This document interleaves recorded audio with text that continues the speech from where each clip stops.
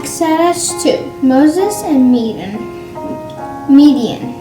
One day, when Moses was grown up, he went out among his kinsmen, watched them labor, and he saw an Egyptian striking a Hebrew. One of his kinsmen looked this way, that way. When he saw that there was no one near, he killed the Egyptian and hid him in the sand. When he went out the next day, he saw two Hebrew men fighting each other. He said to one, who was in the wrong? Why are you striking your own comrade? The man replied, Who made you a prince and judge over us? Do you intend to kill me as you killed the Egyptian? And Moses was afraid and said to himself, What have I done? What I have done must be known. When Pharaoh heard of this, he tried to kill Moses, but Moses escaped from Pharaoh and went out to live in the land of Midian. There one day he sat down beside a well. And now the priest of Midian had 7 daughters, and they came and drew water from the well and filled the troughs to water. Their father's flock shepherds came and tried to drive them away, but Moses stood up and helped them and watered their flocks. When they came home to their father, he said, How is it that you have come back so early today? And they answered, An Egyptian protected us from the shepherds and also drew enough water for us and watered the flocks. Where is he? The father asked. Why have you left the man behind? Call him to eat with us.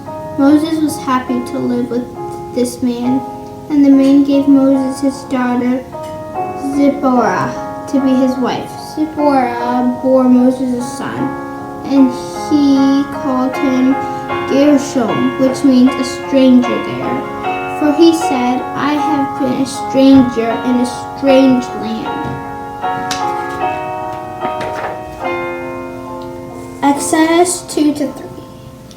And in due course it came to pass that the king of Egypt died, but the children of Israel were still oppressed and in slavery. In their suffering they cried out, and their cry carried up to God. He heard their groaning and remembered the promise to Abraham, to Isaac, and to Jacob. And the Lord looked down upon the children of Israel and had pity on them. God calls Moses. At this time Moses was keeping the flocks of his father-in-law, the priest of Midian, and he led the flocks to the far side of the desert and came to the mountain of God, to Horeb. There the angel of the Lord appeared to him in a flame of fire out of the middle of a bush. Moses looked out and saw that the bush burned with fire, but it was not destroyed, and he said, I will stop here and see this great sight and discover why the bush is not burnt. When the Lord saw that he turned aside to see, he called out of the middle of the bush and said, Moses, Moses, here am I, answered Moses. Do not come near, God said. Take your shoes off your feet, for the place of which you are standing is holy ground.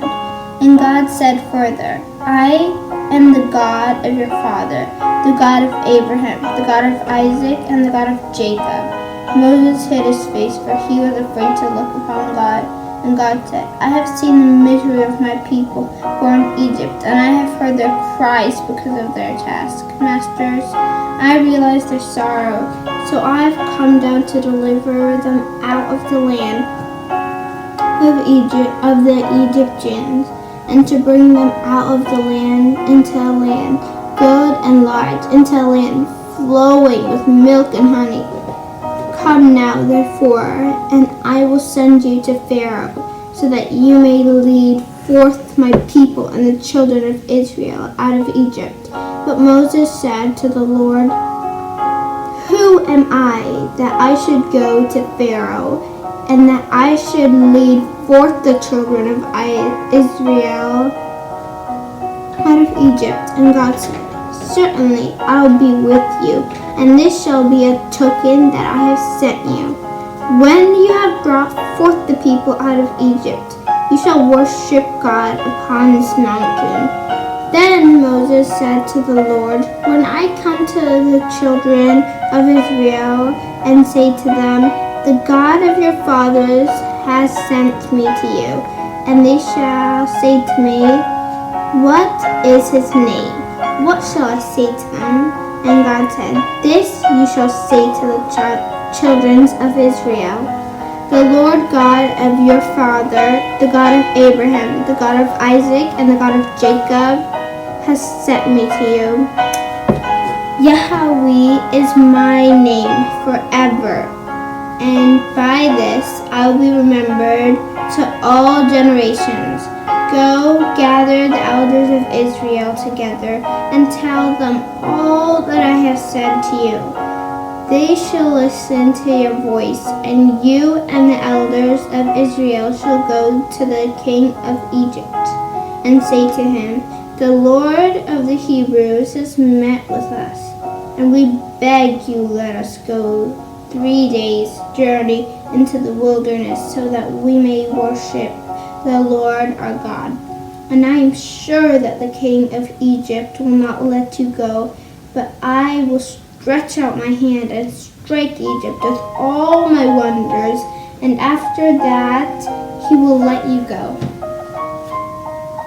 Exodus 4, the miraculous signs.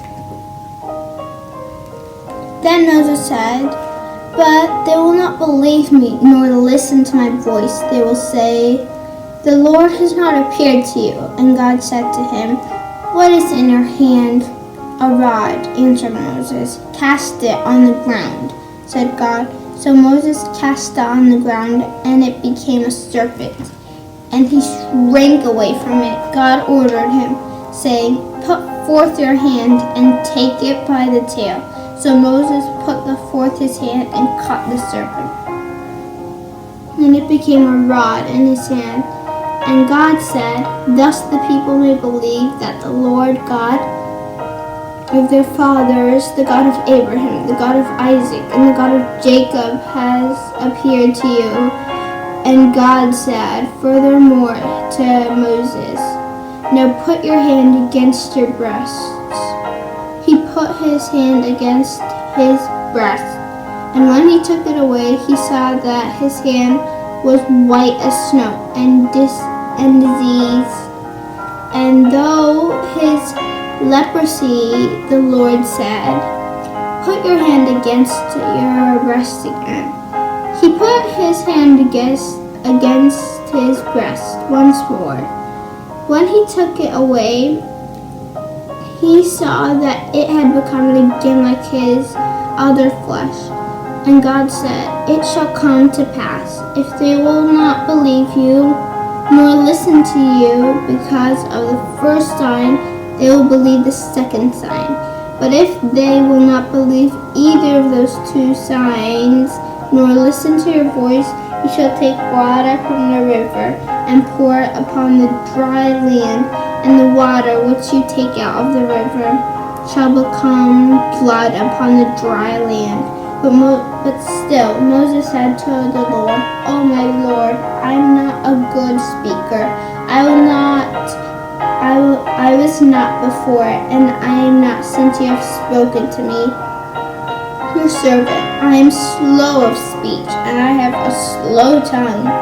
Then the Lord said to him, who has made man's mouth? Who makes the dumb, the deaf, the seeing, or the blind? Is it not I, the Lord? So go now, and I will be with your mouth, and I will teach you what you shall say. But Moses said, oh my Lord, send, I beg you, send someone else. And God became angry with Moses, and he said, is not Aaron the Levite your brother? I know that he can speak well, Also, I see that he is coming out to meet you, and when he sees you, you shall be glad in his heart.